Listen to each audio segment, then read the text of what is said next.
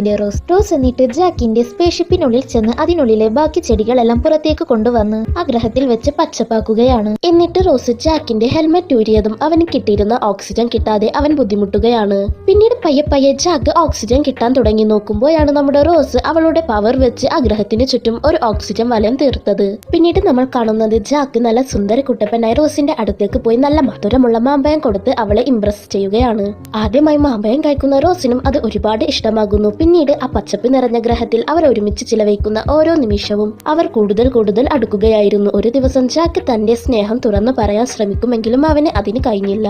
അങ്ങനെ അവൻ തിരിച്ചു പോകാൻ നേരത്ത് റോസ് ഓടി വന്ന് അവനൊരു കിസ് കൊടുത്ത് അവളുടെ പ്രണയം തുറന്നു പറയുന്നു. അങ്ങനെ അവർ രണ്ടുപേർക്കും അവരെ പോലെ തന്നെ നല്ല ക്യൂട്ടായ രണ്ട് പെൺകുഞ്ഞുങ്ങൾ ജനിക്കുകയാണ്. റോസിനെ പോലെ ഫുൾ പിങ്ക് ആയ മൂത്തവളെ നമുക്ക് പിങ്കി എന്നും ജാക്കിനെ പോലെ ബ്ലാക്ക് ഹെയർ ഉള്ള ഇളയ കുട്ടിയെ നമുക്ക് ലില്ലി എന്നും വിളിക്കാം. അമ്മയെ പോലെ മക്കൾക്കും മാമ്പഴം തന്നെയാണ്